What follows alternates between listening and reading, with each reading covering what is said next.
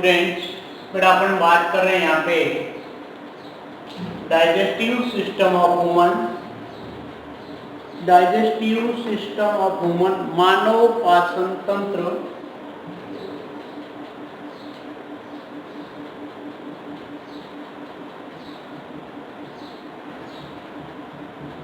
हम बात कर रहे हैं मानव पाचन तंत्र की, जिसके सामने आपको एक डायग्राम अच्छे से दिखाई दे रहा है। मैंने कलरफुल बनाने की कोशिश की है, अलग अलग जितने अवेलेबल कलर थे उस हिसाब से।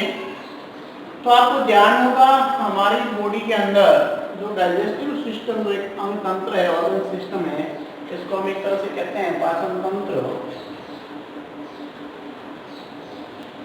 ये दो भागों से मिलकर बना है। कितने भागों से मिलकर बना है? दो भागों से। एक आहार नाल, एक आहार नाल और एक होती है सहायक पाचक ग्रंथियां। जो हेल्पर डाइजेस्टिव ग्लैंड होती है, सहायक ग्रंथियां होती है, और एलिमेंट्री जो कैनाल होती है। तो एलिमेंट्री कैनाल और डाइजेस्टिव ग्लैंड ये दोनों ही मिलके डाइजेस्टिव सिस्टम का क्या करती है? निर्माण करती है। तो बेटा यहाँ पे ध्यान दें, डाइजेस्टिव ग्लैंड की बात करते हैं तो इसमें लार ग्रंथि आती है, इसमें यकृत आता है, इसमें अग्नाशय आता है, ये पेनक्रिएज है, ये लीवर है, ये सैलिवरी ग्लैंड है। ये तीनों डाइजेस्ट ग्लैंड कहलाती है। और ये एलिमेंट्री कैनाल, जिसको हम हिंदी में आहार नाल कहते हैं। तो आहार नाल और डाइजेस्टिव ग्लैंड ये मिलके ही हमारे बॉडी के अंदर डाइजेस्टिव सिस्टम का निर्माण होता है। अब हम सबसे पहले बात करते हैं आहार नाल की, एलिमेंट्री कैनाल की। जब हम एलिमेंट्री कैनाल या आहार नाल की बात करते हैं तो आपको ज्ञान होगा, ये जो एक मुख्य भाग होता है इसको क्या कहते हैं? मुख कहते हैं। तो सबसे पहले हम कहें एलिमेंट्री कैनाल के अंदर जो विभिन्न भाग पाए जाते हैं, वो विभिन्न जो अपन कहते हैं भाग कौन कौन से हैं? तो विभिन्न भाग सबसे पहले आता है माउथ, मुख। जो मुख पार्ट होता है, माउथ पार्ट होता है, ये है। तो सबसे पहले समझना है कि इसको हम मुख कहते हैं। दूसरा जो हमारा इसका भाग रहता है वो बेटा होता है मुख गुहा, जिसे हम इंग्लिश में बक्कल कैविटी कहते हैं। बक्कल कैविटी कहते हैं, मारवाड़ी के बाबू पढ़ रहे हो। तो बक्कल कैविटी, मुख गुहा, ये भाग जो है मुख गुहा कहलाएगा। मुख के अंदर का भाग मुख गुहा बक्कल कैविटी कहलाती है। क्या कहलाएगी? Buccal cavity. फिर तीसरी बात आती है यहाँ पे ग्रसनी की, फेरेंक्स की। तो ये बात जो अपन कह रहे हैं ग्रसनी का है। इसके बाद में आता है अगला चौथा पार्ट ग्रसिका। इसका आता है ग्रसिका, ऑइसोफेगस। कौन होता है? ऑइसोफेगस। तो ये पार्ट है ग्रसिका। तो ये तीसरा ये पार्ट होगा। ग्रसिका के बाद में हम कह रहे हैं अगला पार्ट आता है आमाशय, जिसको स्टोमस कहते हैं। आमाशय, स्टोमस, ये है आमाशय पार्ट।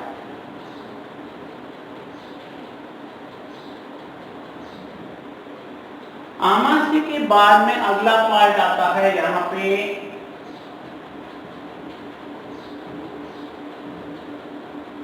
सोटिया।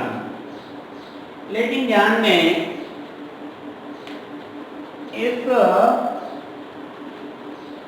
आमाशय के भी 3 भाग होते हैं, जठरागम,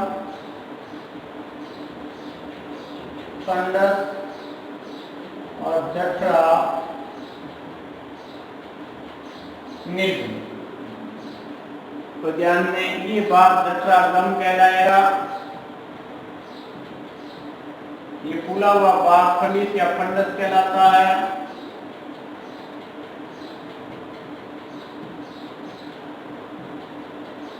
और ये भाग आगे जो मुड़ने जा रहा है, यहाँ पर जो है ये पतला भाग ये कहलाएगा जठरा निर्गम भाग। तो ये आमाशय के कितने भाग हुए? 3 भाग हुए। उसके बाद अगला हम कहते हैं छोटी आंत। कौन आता है? छोटी आंत आती है। छोटी आंत के अंदर बेटा बात करें तो यहाँ पर भी 3 पार्ट हो जाते हैं। यहाँ भी कितने हो जाते हैं? 3 हो जाते हैं। नंबर 1 ग्रहणी। तो ध्यान दें जो भाग यू आकार का होता है, मुड़ा हुआ भाग होता है, जस्ट जठराग्रम के आगे वाला भाग होता है, वो कहलाता है ग्रहणी, ड्यूडेनियम कहते हैं। क्या कहते हैं? अग्रसूदांतर जिसको जेजुनम कहते हैं, ये अग्रसूदांतर हो गया। उसके बाद सूदांतर जिसको इलियम कहते हैं, ये हो गया इलियम सूदांतर। तो छोटी आंत के 3 भाग हो गए, ग्रहणी, अग्रसूदांतर, सूदांतर, ड्यूडेनियम, जेजुनम, इलियम। तो ये है ड्यूडेनियम, ये हो गया जेजुनम, ये हो गया इलियम। ये थी कौन सी आंत? छोटी आंत। छोटी आंत के बाद में आती है बड़ी आंत। और जैसे जठराग्रम को इंग्लिश में कार्डिक पार्ट कहते हैं, फंडस को फंडस भाग कहते हैं, और जठरा निर्गम को फाइलोरिक पार्ट कहते हैं, फाइलोरिक पार्ट। और बड़ी आंत की जब बात करते हैं तो बड़ी आंत में भी 3 भाग होते हैं। बड़ी आंत में सबसे पहले ये पार्ट जो है उसको कहते हैं सीकम। उसको क्या कहते हैं? सीकम। तो बड़ी आंत के भाग को कहते हैं सीकम, और ये होता है सीकम। और बड़ी आंत का दूसरा भाग कोलोन कहलाता है, जिसको बृहदांत्र कहते हैं हिंदी में। अब ये कोलोन या बृहदांत्र, ये है बृहदांत्र, इसके 3 पार्ट होते हैं। बृहदांत्र के 3 भाग होते हैं, ध्यान दें। सीकम जो ये रहता है यहाँ पे, और फर्स्ट पार्ट है इसका बड़ी आंत का, दूसरा है कोलोन, बृहदांत्र। और बृहदांत्र के 3 होते हैं, आरोही, अनुप्रस्थ और अवरोही, असेंडिंग, ट्रांसलेट एंड डिसेंडिंग। ये है आरोही, ये है अनुप्रस्थ और ये है अवरोही। तो बृहदांत्र कोलोन के कितने भाग हुए? 3। उसके बाद में बेटा बड़ी आंत का तीसरा भाग आता है रेक्टम, जिसको कहते हैं मलाशय। जिसको क्या कहते हैं? मलाशय। ये भाग है मलाशय, रेक्टम कहते हैं इसको। और मलाशय के नीचे वाला अगला पार्ट जो आता है बड़ी आंत के बाद में, जिसको कहते हैं गुद्दा, और ये होगी गुद्दा। और गुद्दा को एनस भी कहा जाता है। तो इसी तरीके से ग्रहणी, ये जो यू आकार की है, इसकी लंबाई क्या है? तो 25 सेंटीमीटर होती है। जेजुनम जिसको 1 मीटर इसकी लंबाई रहेगी, और ये सूदांत्र जिसको इलियम कहते हैं 1.75 मीटर का है, तो 1 मीटर 75 सेंटीमीटर। तो ये तीनों ही मिला के हो जाती है 3 मीटर। इसी तरीके से बड़ी आंत है जिसकी अपन कहेंगे रहेगी अपने 1.5 मीटर। तो ये छोटी आंत थी, उसके बाद बड़ी आंत थी। इसी तरीके से यहाँ पर हम कहें कि ये जो रेड कलर में दिखाई दे रही है, ये एक तरह से लीवर डाइजेस्टिव ग्लैंड होती है। इसके बाद में यहाँ पर एक संरचना दिखाई दे रही है, इसको हम कहते हैं पित्ताशय, गॉल ब्लैडर। इसको कहा जाता है गॉल ब्लैडर। इसी तरीके से यहाँ एक और संरचना दिखाई दे रही है, ये कहलाता है अग्नाशय। क्या कहलाता है? अग्नाशय। और अग्नाशय जिसको पेनक्रिएस कहते हैं। तो ये अग्नाशय, पित्ताशय, लीवर, तीनों ही क्या है? पाचक ग्रंथियां। एक तरह से यह सहायक है पाचक ग्रंथियों में। एक लीवर हो गया, एक अग्नाशय हो गया जिसको हम पेनक्रिएस कहते हैं, और एक हमारी सेरेब्रल ग्लैंड हो गई लार ग्रंथि। ये 3 लार ग्रंथियां हैं, एक ये और एक ये, तीनों ही सेरेब्रल ग्लैंड है। अब अपन बात कर रहे हैं, ये एक सामान्य से अपनी संरचना हुई जिसको मैं एक बार रिव्यू कर रहा हूं, बड़े ध्यान से सुनिएगा। सबसे पहले मुख पार्ट आता है जिससे भोजन को अंत ग्रहण किया जाता है, भोजन को लिया जाता है। फिर अपन कह रहे हैं हमारे जो दंत होते हैं, द्विबार दंती होते हैं, ये दंत भोजन को काटने का काम करते हैं, भोजन को काटना और छुपाने का काम दांतों का रहता है। और ये दांतों के बाद में हम कह रहे हैं जो जीभ होती है और यहाँ युलवा होता है जो लटकता रहता है जीभ के नीचे की तरफ, अपन कह रहे हैं ये भोजन मुख से मुख गुहा में जाता है, मुंह से मुख पार्ट में जाता है, मुख से मुख गुहा में जाता है।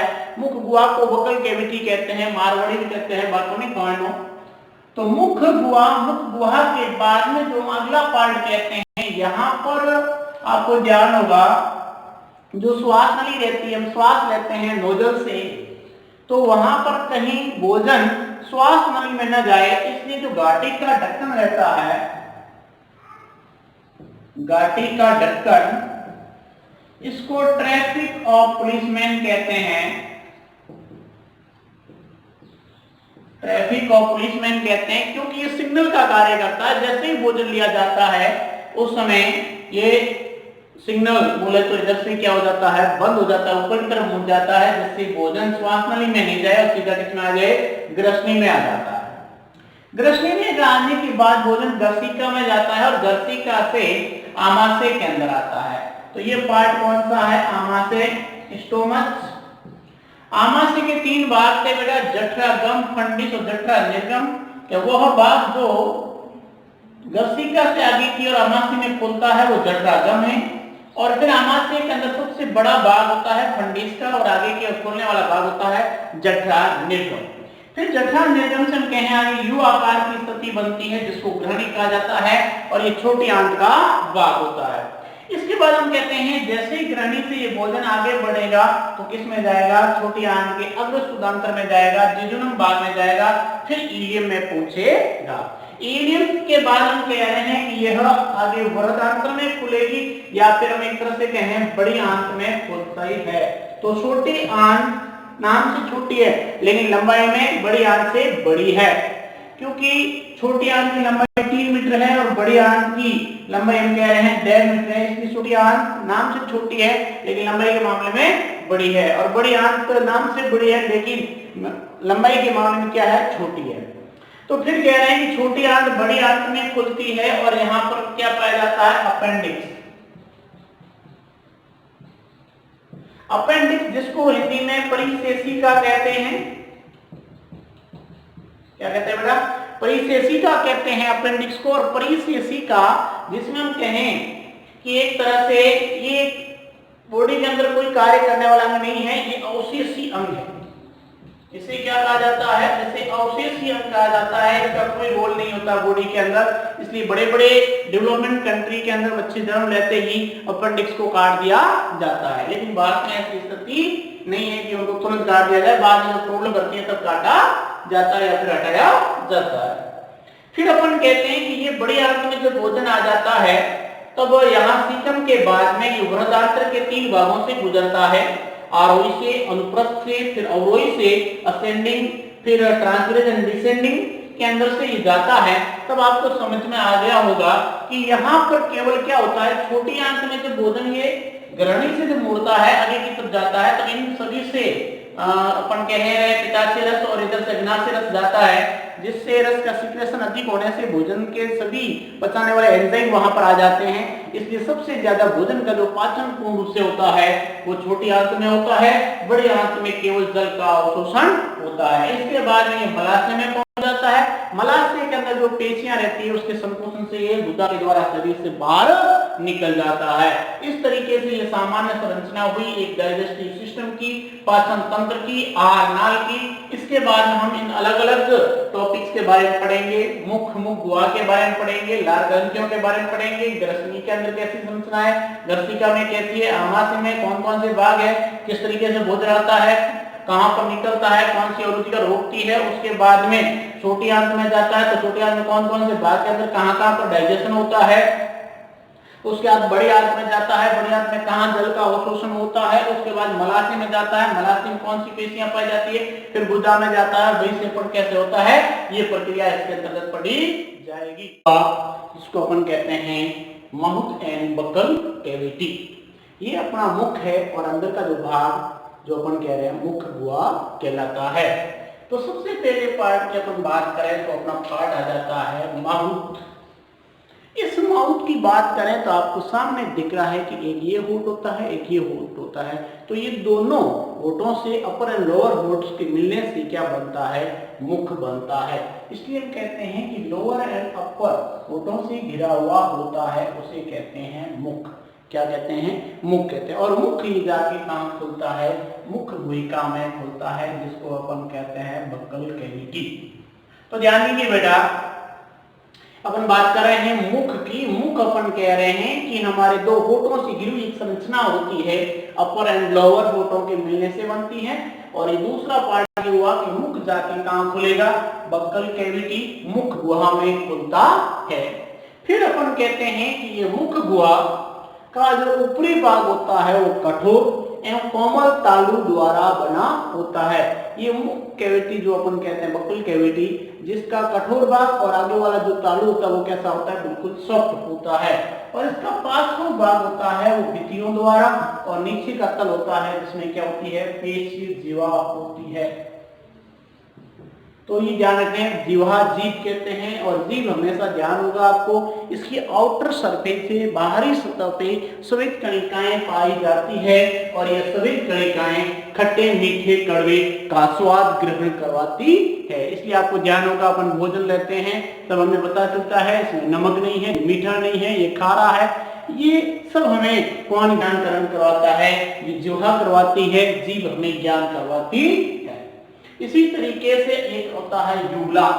यूला आपको ध्यान होगा कि हमारे मुंह के अंदर की तरफ अपन देखें, तालू के ऊपर की तरफ एक लटकता हुआ फिंगर एक संरचना यूं लटक रही है, जिसको कहा जाता है यूला। तो कोमल तालू का मध्य भाग बाहर की तरफ निकला हुआ होता है और एक नीचे लटका हुआ एक अंगुली समान संरचना दिखाई देती है, जिसको यूला कहते हैं। अपने यहाँ उसको एक तरह से मारवाड़ी में आपको ध्यान ही होगा, इस संरचना को क्या बोला जाता है, कागुड़िया। तो ये यूला जिसको अपन कह रहे हैं कोमल तालु का मध्य भाग जो बाहर की तरफ निकला होता है, नीचे लटके हुए एक अंगुली नुमा संरचना जिसको यूला कहा जाता है। फिर अपन कहते हैं कि ये हमारा जो मुख गुहा है, जिसके दोनों ओर क्या होते हैं, दोनों ओर जबड़े होते हैं। और ये जबड़े जो अपन कह रहे हैं इस ढांचे को बनाने में सहायक होते हैं, जिनके अंदर दांत स्थित होते हैं। तो मुख और मुख गुहिका के बाद में अगला टॉपिक आता है दंती। कहते हैं विषम दंती। मनुष्य के दांत होते हैं विषम दंती प्रकार के। मनुष्य के दांत कैसे होते हैं, विषम दंती प्रकार के होते हैं। विषम दंती में हम कहें कि सभी दांत जो होते हैं वो समान नहीं होते, अलग अलग प्रकार के होते हैं। जैसे हम कहें कर्तनक, जैसे हम कहें रजनक, जैसे हम कहें अर्धचवर्णक और चवर्णक। इंग्लिश में क्या होता है, incisor, canine, premolar and molar. तो ये 4 प्रकार के दांत पाए जाने के कारण ये दांत हमारे कैसे हो गए, विषम दंती प्रकार के। फिर बात आती है कि मनुष्य में दांत 2 बार आते हैं। मनुष्य में दांत कितने बार आते हैं, 2 बार आते हैं। इस कारण कहा जाता है द्विबार दंती। इस कारण कहते हैं द्विबार दंती। एक दांत आते हैं वो दूधिया समान रहते हैं, दूध के समान रहते हैं, उनकी संख्या होती है 20। एक होते हैं स्थायी दांत जिसकी संख्या होती है, कितनी हो जाती है, 32।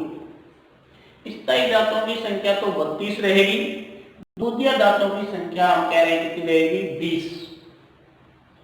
फिर कहते हैं कि बच्चे के अंदर दंत सूत्र कैसा होता है। तब हम कहते हैं दांत 4 प्रकार के हैं, incisor, canine, premolar and molar. जब अपन कहते हैं 21/02 इंटू 2 बराबर 20। इनकी तरफ दांत 4 है, एक तरफ हुए 2 हुए, 0 हुआ, 4 हुए, और इनको 2 से गुणा कर लो, ऊपर जबड़े और नीचे जबड़े के मिला के, तो 10 और 10 कितने हो जाएंगे 20। 5 ये 5 10 हुए, 10 इंटू 2 बराबर 20। एक जबड़े में 10, ऊपर वाले में 10, नीचे वाले में 10, दोनों कितने हो गए 20। अब ध्यान देना यहाँ पे कि बच्चे के अंदर प्रीमोलर दांत जो होते हैं वो अनुपस्थित होते हैं। प्रीमोलर दांत क्या होते हैं, अनुपस्थित होते हैं। अग्रछोवर्णक दांत बच्चों में नहीं पाए जाते हैं। और मोलर दांत होते हैं, इसकी भी एक जोड़ी कम होती है। मोलर दांत भी तीसरा दांत नहीं पाया जाता। मोलर का तीसरा दांत नहीं पाया जाता है, इसको अक्कल की डाढ़ कहते हैं। तो अक्कल की डाढ़ बच्चे में नहीं होती है। फिर अपन कहते हैं स्थायी दांत कहें या मनुष्य का दंत सूत्र कहें तो कुछ इस प्रकार रहेगा, ध्यान दें। स्थायी दंत सूत्र का रहेगा incisor 2/2, canine 1/1, premolar 2/2 and molar 3/3 into 2 बराबर 32। Incisor, canine, premolar and molar, 2 1 3 3 2 5 5 3 8 8 और 8 16 16 इंटू 2 कितने हो गए 32। तो स्थायी मनुष्य का दंत सूत्र ये है, बच्चे का दंत सूत्र ये है, और सामान्य द्विबाह दंती क्या है, विषम दंती क्या है, और 4 कौन कौन से हैं, कतनक, रंध्रक, अग्रचोवर्णक और छवर्णक। बच्चे में कौन सा नहीं पाया जाता है, प्रीमोलर, और कौन सा नहीं पाया जाता है, मोलर का तीसरा। 2 ही पाए जा रहे हैं, 2 जोड़ी, इसमें को 3 जोड़ी है, ये एब्सेंट है। इसको क्या कहते हैं, अक्कल की डाढ़ कहते हैं। इसके बाद आता है दंत की संरचना।